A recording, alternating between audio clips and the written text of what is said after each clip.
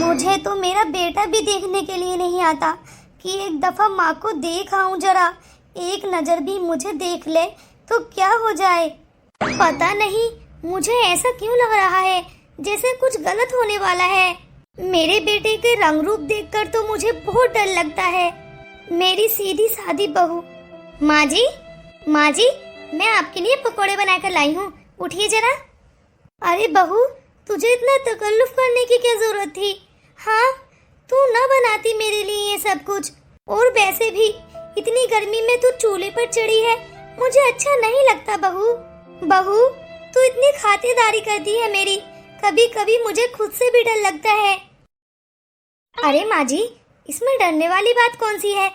मैं आपकी बहू हूँ, अगर मैं ही आपकी खिदमत नहीं करूँगी तो कौन करेगा? बहू, मुझे तुझे एक बात बतानी थी। जी माँ जी, बोलिए।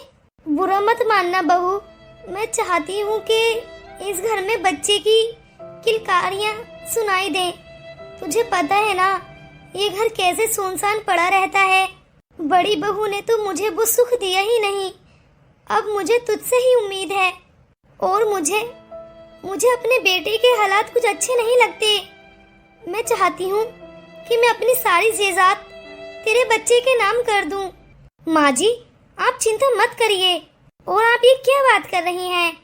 माँ जी, मैं चलती हूँ, आप चिंता मत कीजिए और आप इंजॉय कीजिए ये पकोड़े। पर बहू मेरी बात को क्यों नहीं समझ रही?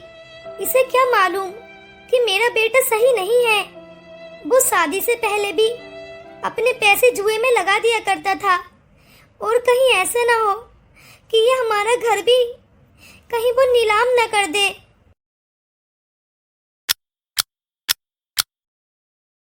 इतना समय हो गया है और ये राहुल अभी तक नहीं आया। मुझे ऐसा क्यों लगता है जो ये वादे करता है सारे के सारे झूठे हैं।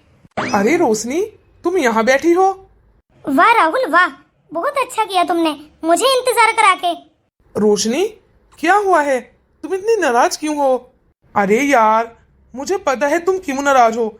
अरे मैं भी बड़ा ही परेशान हूँ। मेरी मम्मी की तबीयत बिगड़ गई थी, मैं बस उनकी दवाइयाँ उन्हें देकर आया हूँ। ऐसा कब तक चलेगा राहुल? देखो राहुल, मुझे ये खिदमत करना ये मुझे बिल्कुल भी रास नहीं है। तुमने बोला था कि तुम अपनी माँ से अपनी जमीन के कागज पर दस्तखत कराने के बाद तुम मेरे पास चले आओगे सब कुछ छोड़कर, पर तुम तो अभी भी अपनी माँ की खिदमत में लगे हो। तुम पागल हो गई हो रोशनी, वो मेरी माँ है, तुम ऐसा कैसे बोल सकती हो? ओह अच्छा, तो तुम मुझ पर गुस्सा करोगे? अरे मैं ही पागल थी जो तुम्हारे प्यार के झांसे में फंस गई। और वैसे भी मुझसे बड़ा पागल तो कोई हो ही नहीं सकता। तुम्हारी ऑलरेडी एक बीबी है, फिर भी मैं राजी थी तुमसे शादी करने के लिए, तुम्हारी दूसरी पत्नी बनने के लिए। लेकिन तुम्हारा आज ये गुस्सा देखकर मुझे बहुत गुस्सा आ रहा है। मुझे तुम्हारा बिहेवियर बिल्कुल भी अच्छा नहीं लगता, और जिस इंसान का बिहेवियर अच्छा ना हो उसे मैं जरा भी पसंद नहीं करती। रोशनी, सॉरी यार, वो दरअसल मुझे गुस्सा आ गया था। बस राहुल, बहुत हुआ, मुझे कुछ नहीं सुनना, मैं जा रही हूँ यहाँ से। अरे यार, ये मैंने क्या कर दिया? मैंने रोशनी को नाराज कर दिया। अगर रोशनी नाराज हो गई तो मेरी जिंदगी में तो अंधेरा ही छा जाएगा। मुझे उसे मनाना पड़ेगा। कॉल किसकी है? हेलो, कौन? अरे राहुल जी, आप मुझे भूल गए? मैं बबीता बोल रही हूँ, आपकी बीबी। बीबी? तुमसे किसने बोला है इस टाइम कॉल करने के लिए? वो राहुल, क्या है ना, रात के 12 बज रहे हैं और तुम अभी तक घर वापस नहीं आए हो। कहाँ रह गए हो? मुझे डर लग रहा है। तुम क्या कोई छोटी बच्ची हो जो तुम्हें डर लग रहा है? हाँ, मैं अभी नहीं आ रहा, सो जाओ चुपचाप। अरे ऐसे गुस्सा क्यों कर रहे हो? मुझे इस बबीता नाम की लड़की से भी छुटकारा पाना पड़ेगा। अब समय आ गया है, जमीन के कागज के साथ साथ इसके तलाक के कागज भी तैयार कराने पड़ेंगे। मैं रोशनी को यूं ही नाराज नहीं कर सकता। माँ जी, आप यहीं बैठिए, आपका मन कुछ शांत होगा। देवरानी जी, जरा सुनिए। हाँ बोलिए जेठानी जी। वो मैं बोल रही थी कि मैं रेस्टोरेंट जा रही हूँ, मेरी फ्रेंडों ने मुझे पार्टी दी है, बोल रही थी कि रेस्टोरेंट पहुँच जाओ। वो क्या है ना, मेरी फ्रेंड जो है ना, उसके यहाँ मुन्ना आया है, तो बस उसी खुशी में उसने हमें पार्टी दी है। बहू, तू इतने समय से औरों की पार्टियां ही एंजॉय कर रही है। अरे जरा खुद के बारे में भी कुछ सोच लिया कर। माँ जी, मुझे माफ कर दीजिए, पर मैं आपकी ख्वाहिश पूरी नहीं कर सकती। मैंने बोला तो, मैंने सारी रिपोर्ट्स भी कराई हैं, मेरे अंदर कोई भी कमी नहीं है। आपको ये बात मैं कितनी दफा समझा चुकी हूँ, आप मेरी बात समझने की कोशिश क्यों नहीं करती? माँ जी, मुझे माफ कर दीजिए, मैं आप दोनों के मैटर में बोलना तो नहीं चाहती, पर फिर भी मुझे बोलना पड़ रहा है। आप जेठानी जी को प्लीज ऐसे मत सुनाइए, उनके मन पर बहुत चोट लगती है। अगर हम ही उनका ये दर्द तकलीफ नहीं समझेंगे तो कौन समझेगा? माँ जी प्लीज आप ऐसा मत बोलिए, उन्हें बहुत तकलीफ पहुंचती होगी। देख लिया तूने? हाँ सबिता, तेरा कितना पाठ लेती है तेरी देवरानी। अरे शुक्र अदा किया कर कि तुझे एक अच्छी देवरानी मिली है। जेठानी जी आप जाइए, आपको चिंता करने की कोई जरूरत नहीं है, आप जाइए और एंजॉय कीजिए। थैंक यू देवरानी जी, मैं चलती हूँ। बेचारी कितनी दुखी है और सासू में एकदम ताना मार देती है, ऐसा नहीं करना चाहिए इन्हें। बहू, तो उसका बड़ा पाठ लेती है? हाँ कोई बात नहीं है माँ जी, मेरी बड़ी बहन की तरह है, मैं ही उनका पार्ट नहीं लूंगी तो और कौन लेगा? ये मत सोच बहू कि मुझे तकलीफ नहीं होती है, पर मुझे गुस्सा आ जाता है, इसलिए थोड़ा सा गरज जाती हूँ मैं उस पर मैं भी क्या करूँ? माँ जी चिंता मत कीजिए। बबीता, तुमने मेरे लिए नाश्ता बनाया? सॉरी राहुल जी, मैं आपके लिए नाश्ता बनाने के लिए ही जा रही थी, मैंने सोचा माँ जी को बाहर बैठा देती हूँ, इनका मन घबरा रहा था इसीलिए। 10 मिनट में नाश्ता तैयार हो जाए। राहुल तुझे क्या हो गया है बेटा? तू एक नजर ना ही तो मुझे देख रहा है और ना ही अपनी पत्नी को, तुझे क्या होता जा रहा है? अरे तू तो ये भी नहीं है कि एक दफा अपनी माँ की तबीयत ही पूछ लूं। माँ जी, मैं आपके लिए टाइम पर दवाइयाँ ला देता हूँ ताकि आप टाइम से दवाइयाँ खा सकें और आपकी तबीयत ठीक हो जाए। पर मैं क्या करूँ जब आपकी तबीयत ही ठीक नहीं हो रही? तो अब मैं हर टाइम आपके पल्लू में तो बंधा हुआ रहूंगा नहीं, लड़का हूँ लड़की नहीं जो चूड़ियाँ पहनकर आपके पास बैठ जाऊं। बेटा तेरा ये रंग रूप देखकर तो मुझे कभी कभी बहुत डर लगता है। तुझे क्या हो गया है? ऐसा लगता है जैसे तेरा मन माँ से और अपनी पत्नी से जैसे हट ही गया हो। क्या हुआ है बेटा? कुछ बात है तो बता मुझे। कुछ नहीं है माँ, आप मुझे टेंशन मत दिया करो, मैं जा रहा हूँ, मुझे नहीं खाना नाश्ता वास्ता, दोनों करते रहना आप ही। पर बेटा रुक तो। बेटा अब लाने का कोई फायदा नहीं है, चला गया वो। पर माँ जी मेरी क्या गलती थी? मैंने सोचा इतनी जल्दी नाश्ता नहीं बनेगा, मैं पिज्जा दे देती हूँ। अरे थोड़ा समय बैठते तो तब तक ये पिज्जा खा लेते, जब तक मैं नाश्ता तैयार कर देती। अब माँ जी मुझे और भी तो काम है, अगर आज थोड़ा सा लेट हो गई तो इसमें इतना गरजने की क्या बात थी? ये मुझसे कभी भी सीधे मुंह बात ही नहीं करते। आपको पता है माँ जी, रात मैंने कॉल की थी, रात के 12 बज रहे थे, इन्होंने मेरी कॉल रिसीव कर मुझे खूब सुनाया कि जब मेरा मन करेगा तब आऊंगा। ऐसा कैसे चलेगा माँ जी? सॉरी बेटा, ये आएगा तो मैं इससे बात करूंगी, तो चिंता मत कर। बहू कितनी ज्यादा परेशान है, मैं तो बड़े ही परेशान हूँ। इस घर में सुख शांति ऐसे है जैसे चली ही गई हो, पता नहीं किसकी नजर लगी है।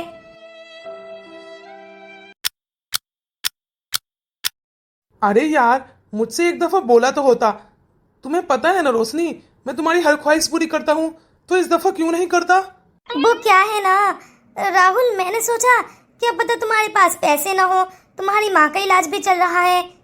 यार माँ का इलाज चल रहा है तो इसका मतलब मैं तुम्हें पैसे नहीं दूंगा?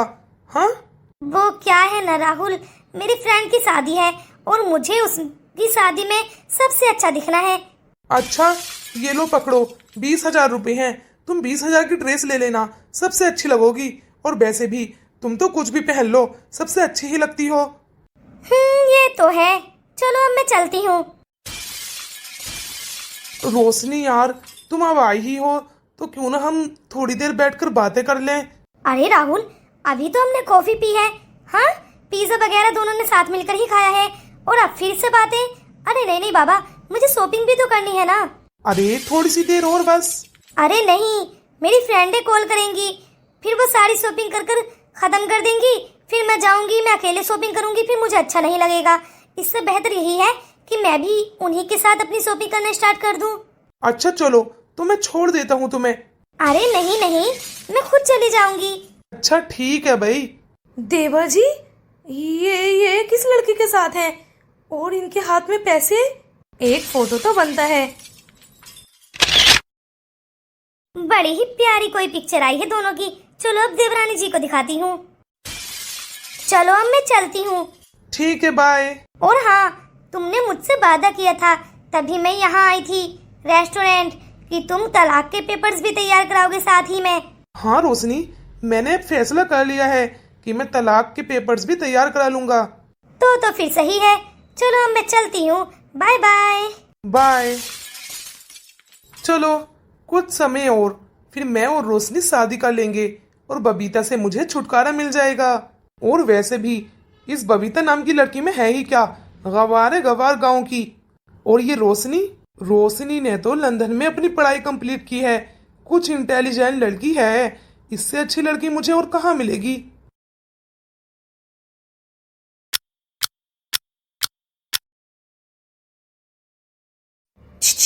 अरे देवर जी। जी भाभी जी, बोलिए। देवर जी, आप कहाँ से आ रहे हैं? और आपके चेहरे पर ये मुस्कुराहट आज से पहले मैंने कभी नहीं देखी। और मैंने सुना है कल तो आप बहुत ही ज्यादा गुस्सा थे। अरे भाभी जी, रहने दीजिए, आपके मेरी इस मुस्कुराहट को नजर लगाएंगी। अरे ना बाबा, मैं क्यों तुम्हारी मुस्कुराहट को नजर लगाऊंगी भला है? पर देवर जी, हाउ आर यू टुडे? आपका दिन आज का कैसा बीता? आप आज के बारे में कुछ बताना चाहेंगे? अरे भाभी जी, आपको क्या हुआ है और आपको इतना पसीना क्यों आ रहा है, जैसे कि मुझे आ रहा है? इसका मतलब आप भी कहीं बाहर से घूम कर आ रही हैं। आप नहीं बताएंगी कि आपका दिन कैसा बीता? अरे देवर जी, आपको मेरे दिन के बारे में क्या ही जानना। मैं तो अपनी फ्रेंडों के साथ पार्टी में गई थी। आप बताइए, आप कहाँ थे, किसके साथ थे? अरे भाभी, लड़की के साथ थे या फिर लड़कों के? भाभी क्या बात कर रही हैं आप? ये लड़की? क्यों देवर जी, मैंने कुछ गलत बोला क्या? हाँ? नहीं भाभी, आप क्यों गलत बोलेंगी? मैं तो अपने दोस्तों के ही साथ था। ओ अच्छा, कैसे दोस्त थे आपके? भाभी दोस्त?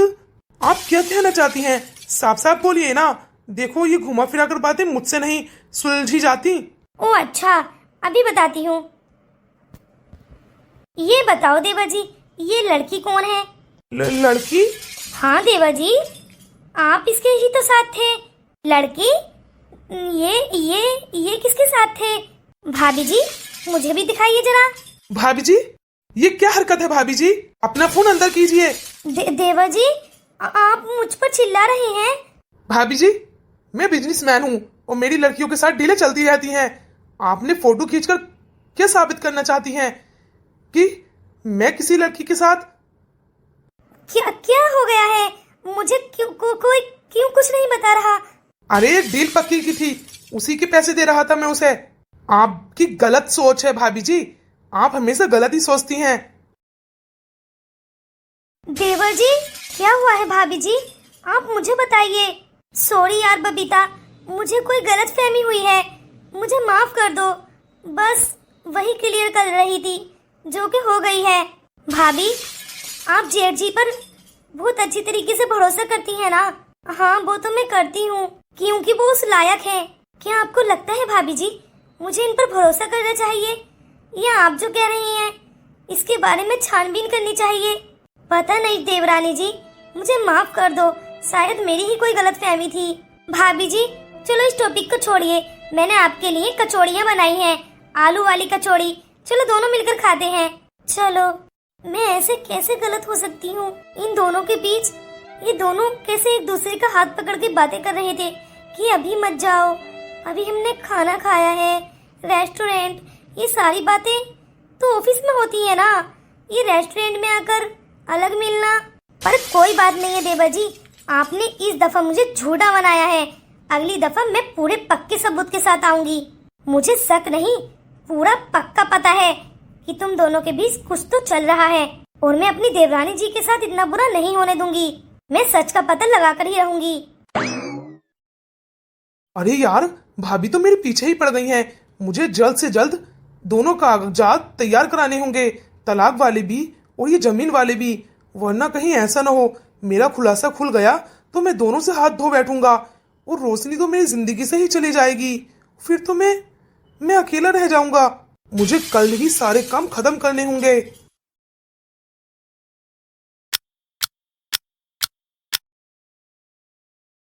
लो, आज वो दिन फाइनली आ ही गया है कि आज मैं अपनी किस्मत खुद अपने हाथों से बदलूंगा। तलाक के पेपर्स और जेजात के पेपर्स दोनों तैयार हो चुके हैं। राहुल, तुमने मुझे कॉल कर यहाँ क्यों बुलाया है? अरे रोशनी, मैंने तुम्हें एक ही कॉल की है, तुम तो ऐसे दौड़ी चली आई जैसे कि। राहुल, जैसा कि तुमने बताया आज हम अपनी किस्मत खुद अपने हाथों से बदलेंगे, तो मैं कैसे ना आती? हाँ, खुद ही कॉल कर बुलाते हो और फिर खुद ही सवाल करते हो। सॉरी, मुझे माफ करना। एक काम करो, तुम मेरे इस रूम में बैठो और मैं अभी कागजात पर साइन कराकर अभी आता हूँ। राहुल, क्या तुम्हें सच में लगता है जितनी आसानी से तुम ये बातें मना रहे हो उतनी आसानी से साइन हो पाएंगे? रोशनी, तुम्हें मेरी बातों पर यकीन क्यों नहीं होता यार? हाँ, तुम्हें कैसे बताऊं कि मैं साइन करा लूंगा? अरे दोनों की दोनों बुद्धू हैं। क्या सच में? पर मुझे नहीं लगता कि अनपढ़ लोग इतने बुद्धू होते होंगे। जैसा कि मुझे पता है कि पढ़े लिखे से ज्यादा चालाक तो अनपढ़ होते हैं। चलो तुम यहाँ आराम करो, मैं अभी आता हूँ। अरे चलो, इस पर यकीन कर ही लेती हूँ। भाभी, बबीता और ये माँ कहाँ चली गई? दोनों दिखाई नहीं दे रही। बबीता और माँ जी कहाँ गई हैं? और पहले तुम ये बताओ, तुम्हारे रूम में ये लड़की वही है ना जिसकी मैंने फोटो क्लिक की थी? हाँ भाभी, वही है। जब मैं तुमसे बोल रही थी तब तो तुम्हारी बड़ी नाक कट रही थी। क्यों लेकर आए हो अभी से यहाँ? और वैसे भी तुमने तो बोला था कि ऑफिस का काम ऑफिस में निपटाओगे, और फिर ये लड़की तुम्हारे रूम में क्या कर रही है? देखो, इससे पहले कि बबीता और माँ जी आ जाएं, इससे पहले इसे यहाँ से निकाल दो। देखो, फिर सही नहीं है, तुम्हारा रिश्ता खराब हो सकता है। भाभी, मैं तो खुद चाहता हूँ कि मेरा और बबीता का रिश्ता टूट जाए। देवा जी, तुम ये क्या बकवास कर रहे हो? तुम पागल सागल हो गए हो क्या? अरे तुम्हारा दिमाग खराब हो गया है। भाभी जी, जो बोल रहा हूँ बिल्कुल सही बोल रहा हूँ। मैं पागल नहीं हुआ हूँ, आप सब लोग पागल हो गए हो। भाभी जी, मैं उस अनपढ़ गंवार बबीता से तंग आ गया हूँ। मैं अब उससे तलाक लेना चाहता हूँ। अरे लगता है देवा जी पागल हो चुके हैं। और मुझे तो ये भी लगता है कि जेजात के कागजात पर भी साइन करा कर ही रहेंगे। इनके ये बहुत दिनों से मन में चल रहा है। मैं सब कुछ समझ रही थी। इससे पहले कि हम रोड पर आ जाएं, इससे पहले मुझे कोई ना कोई चाल चलनी पड़ेगी। देवा जी, आपको जो करना है आप वो कीजिए। मैं आपके बीच में टांग नहीं अड़ाऊंगी। मैं तो अपने रूम में सोने के लिए जा रही हूँ। ठीक है भाभी जी, मुझे आपसे यही उम्मीद थी।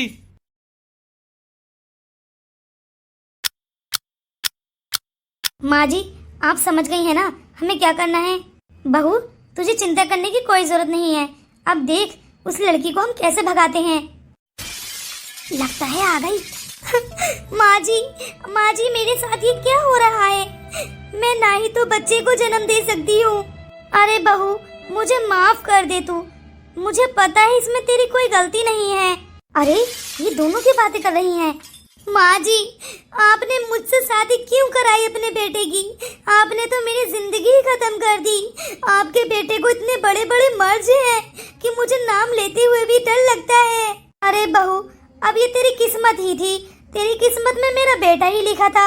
अब मेरी इसमें क्या गलती है बहू? मर्ज? राहुल को मर्ज है, यानी वो बीमारी। माँ जी, आपका ये घर भी आपका गिरवी रखा है। आपने सारा पैसा लेकर खा लिया। हाँ, ना ही तो मुझे औलाद मिली और ना ही मुझे इस घर का सुख। ये घर भी आपने गिरवी रख दिया था।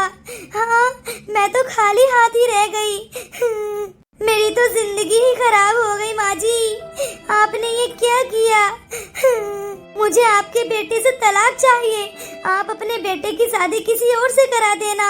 अरे बहू, मेरे बेटे से भला कौन करेगा शादी? तू ही बता बेटा, अब तो तुझे मेरे बेटे के ही साथ रहना पड़ेगा। भाभी, मैं आपसे दुहाई मांगती हूँ, आप भी कुछ कीजिए ना। आप अपने देवर जी से बोलिए कि वो मुझे तलाक दे दे। अगर उनकी जिंदगी में कोई और हो तो वो उससे शादी कर ले। भाभी बोलो ना, आपको तो पता होगा कोई और लड़की होगी, अब आधी जिंदगी वो गुजार लेगी इनके साथ, पर मुझे तो छोड़ दे वो। अरे ये क्या सुन रही हूँ मैं? देवरानी जी, चलो मैं देखती हूँ। मुझे लगता तो है कि देवर जी की लाइफ में कोई और है। अगर वो राजी होती है उससे शादी करने के लिए तो फिर ठीक है। क्या सच में भाभी जी, मैं यहाँ से चली जाऊंगी, मुझे नहीं रहना यहाँ।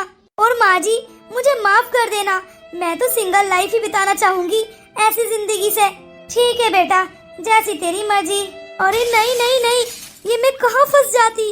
वो तो अच्छा हुआ कि मुझे राहुल ने अपने घर बुला लिया और मैंने इनके घर वालों की असलियत सुन ली। अरे मुझे नहीं करनी इस लड़के से शादी। लगता है डर गई। क्या सच में गई? हाँ हाँ, चली गई। अब हमें प्लान 2 पर काम करना पड़ेगा। मैं उस लड़की को अपने बेटे की जिंदगी में कभी भी नहीं आने दूंगी। अरे माँ जी, हम कौन सा आने देंगे? मेरे लिए मेरी देवरानी ही अच्छी है, इससे बेहतर मुझे देवरानी मिल ही नहीं सकती। चलो चलो चलते हैं। आइए माँ जी। क्या है राहुल? अरे ये हमारे तलाक के पेपर्स हैं। पर तुम मुझे तलाक क्यों दे रहे हो? देखो, मुझे तुम्हारे साथ नहीं रहना। अच्छा चलो लाओ, साइन कर देती हूँ। अरे रुको रुको, अरे मैं साइन कर देती हूँ, कोई बात नहीं है। आप दोनों खुश रहने चाहिए, मैं तो उसी में खुश रहूंगी। अपने पति को खुद संभालो, मुझे कोई शौक नहीं है ऐसे बीमार इंसान से शादी करने की। और वैसे भी राहुल, मुझे तुम्हारी प्रॉपर्टी का लालच था और वो भी तुम्हारी नीलाम पड़ी है, मुझे कोई जरूरत नहीं है। अरे तुम तो बीमार भी रहते हो, तुम्हारे पास रहने के लिए खुद की छत तक की नहीं है, नीलाम पड़ी है। तुम भला मुझे क्या ही खुश रखोगे? और वैसे भी इतने मर्जील आदमी से मुझे शादी नहीं करनी। अगर मुझे ये सब कुछ पता होता तो मैं तो तुमसे बात तक नहीं करती। अरे रोशनी, तुम ये क्या बात कर रही हो? जो भी बोल रही हूँ बिल्कुल सही बोल रही हूँ और पूरे होशो हवास में बोल रही हूँ। अगर मुझे ये सब कुछ पहले पता होता तो मैं ऐसा कुछ भी नहीं करती। तुम दोनों की लाइफ तुम दोनों की ही मुबारक हो, मुझे नहीं चाहिए ऐसी लाइफ। अरे नहीं नहीं, आप शादी कर लीजिए मेरे पति से, मुझे तो यहाँ से जाना है। अरे तुम्हारे पति हैं, तुम संभालो, मैं तो चलती हूँ यहाँ से, मुझे तो गलतफहमी हो गई थी। अरे ये क्या हो गया? बहू मुझे माफ कर दे, मेरा ये नालायक बेटा, मैं क्या ही अब कहूँ तुझसे। शायद मैंने ही इसे गलत संस्कार दिए हैं, मेरी ही परवरिश में कोई गलती रह गई होगी जिसकी वजह से आज मुझे ये दिन देखना पड़ रहा है। नहीं माँ जी, आपकी क्या गलती है? देवर जी, मुंह लटकाने से अब कुछ नहीं होगा, तुम्हें माफी मांगनी पड़ेगी। हमें पता है इस लड़की ने तुम्हें बहलाया फुसलाया है, तभी तो तुम इसके बहकावे में आ गए। हमें पता था ये लड़की कोई तुमसे शादी वादी नहीं करने वाली, ये लालची लड़की थी। अगर ये तुमसे सच्चा प्यार करती तो ये ऐसी बातों में आकर बिल्कुल भी नहीं मुकरती, इसे तो दौलत से ही प्यार था। जी भाभी जी, आप बिल्कुल सही कह रहे हो, मैं ही पागल था। आप सब लोग मुझे माफ कर दो। बबीता, मुझे माफ कर दो, मैं आज के बाद ऐसी गलती नहीं करूंगा। मैं बहकावे में आ गया था, मुझे माफ कर दो, मैं बहक गया था। तुम मेरी पत्नी हो, तुम समझदार हो, मुझे समझो प्लीज बबीता। तुमने ये बिल्कुल भी सही नहीं किया, मुझे तुमसे ये उम्मीद नहीं थी। अरे आज से पहले मैंने तुम्हारे सामने कोई फरमाइश ही नहीं रखी, जैसे हालात रहे वैसे मैंने जीना सीख लिया था। और तुम तो मुझे दुनिया का सबसे बड़ा धोखा देने चले थे, उस लड़की से शादी करने चले थे, और तो और मुझे तलाक देकर। अरे ये क्या करने वाले थे? वो तो सही समय रहते मैंने जेठानी जी पर विश्वास किया, उन्होंने मुझे सब कुछ सच सच बताया और हमने प्लानिंग बनाई ताकि वो लड़की यहाँ से जा सके, वरना आज तो तुम मुझे ये तलाक दे ही देते। सॉरी यार बबीता, मुझे माफ कर दो। हे माँ, मुझे माफ कर दो ना, मैं तो तुम्हारी औलाद हूँ। माफी मुझसे नहीं, अपनी पत्नी से ही मांग। हाँ, अरे उसने बुरे हालातों में भी हमारा साथ दिया, कभी भी अपने मायके नहीं गई। कहने को वो इतने अच्छे घर से है, पर उसने जैसी हमने गरीबी काटी वैसी गरीबी काटी। इसने उफ तक नहीं की। अरे ये मेरी बहू नहीं, मेरी बेटी है। ऐसी बहू मिलना आज के जमाने में नामुमकिन है, जो बुरे हालातों से भी खुद ही लड़ जाती है। मुझे माफ कर दो आप लोग। बबीता चलो माफ भी कर दो, अब मैं अपने बेटे से भी अलग नहीं रह सकती, और वैसे भी ये कहाँ जाएगा। माँ जी, मैं भला इन्हें माफ क्यों नहीं करूँगी, इनके सिवा मेरा है ही कौन। अब तो मैं इनकी पत्नी हूँ ना, तो पति के सिवा और कौन हो सकता है। कोई बात नहीं है, ऐसी गलती हो जाती है, पर वो तो अच्छा हुआ हमने समय रहते इनकी गलती को सुधार दिया, वरना पता नहीं क्या होता। बबीता अब चुप भी करो, कितना रोओगी। भाभी तुम्हारा बहुत बहुत धन्यवाद, तुम्हारी वजह से आज मेरी जिंदगी बच गई, वरना मैं कहाँ जाती। ऐसा कुछ नहीं होता, और ना ही ऐसा मैं कुछ होने देती। बबीता आप मेरी जेठानी नहीं, आप मेरी बड़ी बहन हैं। दोस्तों अगर आपने ये स्टोरी फुल देख ही ली है तो जल्दी जल्दी चैनल को सब्सक्राइब भी कर दो और वीडियो को लाइक कर दो, और ये बताओ क्या ये हमने सही किया या फिर गलत।